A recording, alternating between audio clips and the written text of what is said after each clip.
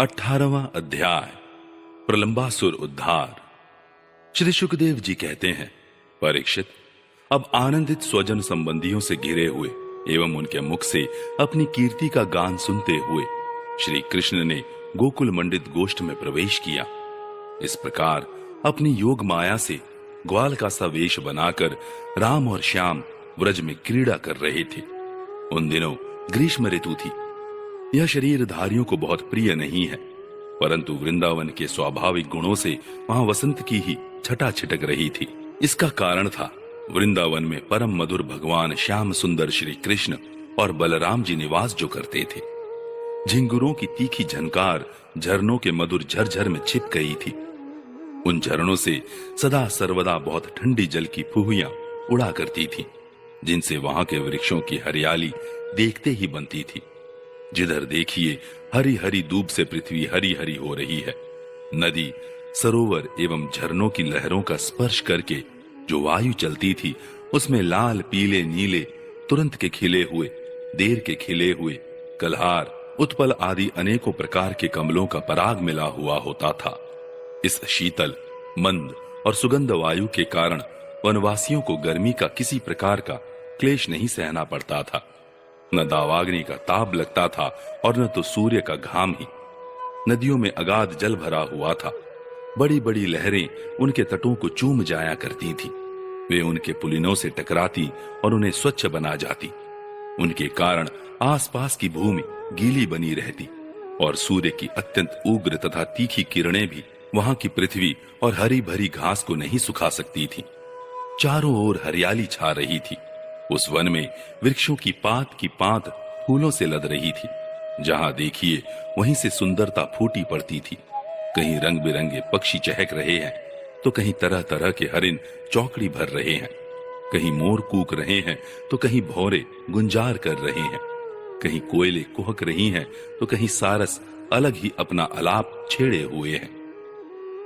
ऐसा सुंदर वन देखकर श्याम सुंदर श्री कृष्ण और गौर सुंदर बलराम जी ने उसमें विहार करने की इच्छा की। आगे आगे गौएं चली, पीछे पीछे ग्वाल बाल और बीच में अपने बड़े भाई के साथ बांसुरी बजाते हुए श्री कृष्ण। राम, श्याम और ग्वाल बालों ने नव पल्लवों, मोर पंख के गुच्छों, सुंदर सुंदर पुष्पों के हारों और गेरू आदि रंगीन धातुओं से अपने को भांति भांति से सजा लिया। फिर कोई आनंद में मग्न होकर नाचने लगा, तो कोई ताल ठोंक कर कुश्ती लड़ने लगा और किसी किसी ने राग अलापना शुरू कर दिया। जिस समय श्री कृष्ण नाचने लगते, उस समय कुछ ग्वाल बाल गाने लगते और कुछ बांसुरी तथा सिंगी बजाने लगते। कुछ हथेली से ही ताल देते, तो कुछ वाह वाह करने लगते। परीक्षित, उस समय नट जैसे अपने नायक की प्रशंसा करते हैं, वैसे ही देवता लोग ग्वाल बालों का रूप धारण करके वहां आते और गोप जाति में जन्म लेकर छिपे हुए बलराम और श्री कृष्ण की स्तुति करने लगते। घुंघराली अलकों वाले श्याम और बलराम कभी एक दूसरे का हाथ पकड़कर कुम्हार के चाक की तरह चक्कर काटते, घुमरी परेता खेलते। कभी एक दूसरे से अधिक फांद जाने की इच्छा से कूदते, कूड़ी डाकते। कभी कहीं होड़ लगाकर ढेले फेंकते, तो कभी ताल ठोंक ठोंक कर रस्सा कसी करते। एक दल दूसरे दल के विपरीत रस्सी पकड़कर खींचता और कभी कहीं एक दूसरे से कुश्ती लड़ते लड़ाते। इसी प्रकार तरह तरह के खेल खेलते। कहीं कहीं जब दूसरे ग्वाल बाल नाचने लगते, तो श्री कृष्ण और बलराम जी गाते या बांसुरी, सिंगी आदि बजाते और महाराज कभी कभी वे वाह वाह कहकर उनकी प्रशंसा भी करने लगते। कभी एक दूसरे पर बेल, जायफल या आंवले के फल हाथ में लेकर फेंकते। कभी एक दूसरे की आंख बंद करके छिप जाते और वह पीछे से ढूंढता। इस प्रकार आंख में छौनी खेलते। कभी एक दूसरे को छूने के लिए बहुत दूर दूर तक दौड़ते रहते और कभी पशु पक्षियों की चेष्टाओं का अनुकरण करते। कहीं मेंढकों की तरह फुदक फुदक कर चलते, तो कभी मुंह बना बनाकर एक दूसरे की हंसी उड़ाते। कहीं रस्सियों से वृक्षों पर झूला डालकर झूलते, तो कभी दो बालकों को खड़ा कराकर उनकी बाहों के बल पर ही लटकने लगते। कभी किसी राजा की नकल करने लगते। इस प्रकार राम और श्याम वृंदावन की नदी, पर्वत, घाटी, कुंज, वन और सरोवरों में वे सभी खेल खेलते जो साधारण बच्चे संसार में खेला करते हैं। एक दिन जब बलराम और श्री कृष्ण ग्वाल बालों के साथ उस वन में गौएं चरा रहे थे, तब ग्वाल के वेश में प्रलंब नाम का एक असुर आया। उसकी इच्छा थी कि मैं श्री कृष्ण और बलराम को हर ले जाऊं। भगवान श्री कृष्ण सर्वज्ञ हैं, वे उसे देखते ही पहचान गए। फिर भी उन्होंने उसका मित्रता का प्रस्ताव स्वीकार कर लिया। वे मन ही मन यह सोच रहे थे कि किस युक्ति से इसका वध करना चाहिए। ग्वाल बालों में सबसे बड़े खिलाड़ी, खेलों के आचार्य श्री कृष्ण ही थे। उन्होंने सब ग्वाल बालों को बुलाकर कहा, मेरे प्यारे मित्रों, आज हम लोग अपने को उचित रीति से 2 दलों में बांट लें और फिर आनंद से खेलें। उस खेल में ग्वाल बालों ने बलराम और श्री कृष्ण को नायक बनाया। कुछ श्री कृष्ण के साथी बन गए और कुछ बलराम के। फिर उन लोगों ने तरह तरह से ऐसे बहुत से खेल खेले जिनमें एक दल के लोग दूसरे दल के लोगों को अपनी पीठ पर चढ़ाकर एक निर्दिष्ट स्थान पर ले जाते थे। जीतने वाला दल चढ़ता था और हारने वाला दल ढोता था। इस प्रकार एक दूसरे की पीठ पर चढ़ते चढ़ाते श्री कृष्ण आदि ग्वाल बाल गौएं चराते हुए भांडीर नामक वट के पास पहुंच गए। परीक्षित, एक बार बलराम जी के दल वाले श्री दामा, वृषभ आदि ग्वाल बालों ने खेल में बाजी मार ली। तब श्री कृष्ण आदि उन्हें अपनी पीठ पर चढ़ाकर ढोने लगे। हारे हुए श्री कृष्ण ने श्री दामा को अपनी पीठ पर चढ़ाया। भद्रसेन ने वृषभ को और प्रलम ने बलराम जी को।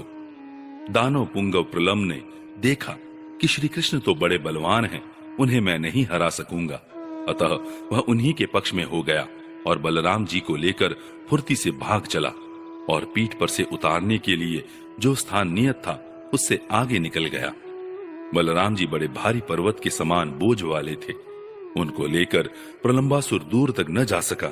उसकी चाल रुक गई। तब उसने अपना स्वाभाविक दैत्य रूप धारण कर लिया। उसके काले शरीर पर सोने के गहने चमक रहे थे और गौर सुंदर बलराम जी को धारण करने के कारण उसकी ऐसी शोभा हो रही थी मानो बिजली से युक्त काला बादल चंद्रमा को धारण किए हुए हो। उसकी आंखें आग की तरह धधक रही थी और दाढ़ें भौंओं तक पहुंची हुई बड़ी भयावनी थी।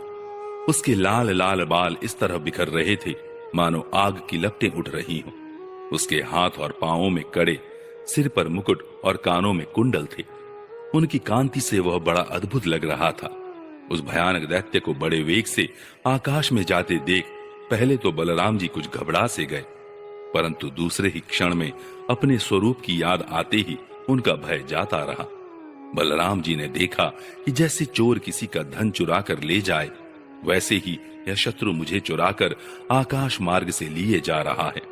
उस समय जैसे इंद्र ने पर्वतों पर वज्र चलाया था, वैसे ही उन्होंने क्रोध करके उसके सिर पर एक घूंसा कसकर जमाया। घूंसा लगना था कि उसका सिर चूर चूर हो गया। वह मुंह से खून उगलने लगा। चेतना जाती रही और बड़ा भयंकर शब्द करता हुआ इंद्र के द्वारा वज्र से मारे हुए पर्वत के समान वह उसी समय प्राणहीन होकर पृथ्वी पर गिर पड़ा। बलराम जी परम बलशाली थे।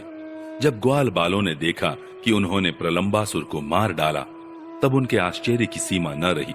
वे बार बार वाह वाह करने लगे। ग्वाल बालों का चित्त प्रेम से विह्वल हो गया। वे उनके लिए शुभ कामनाओं की वर्षा करने लगे और मानो मरकर लौट आए हों इस भाव से आलिंगन करके प्रशंसा करने लगे। वस्तुतः बलराम जी इसके योग्य ही थे। प्रलंबासुर मूर्तिमान पाप था। उसकी मृत्यु से देवताओं को बड़ा सुख मिला। वे बलराम जी पर फूल बरसाने लगे और बहुत अच्छा किया, बहुत अच्छा किया, इस प्रकार कहकर उनकी प्रशंसा करने लगे।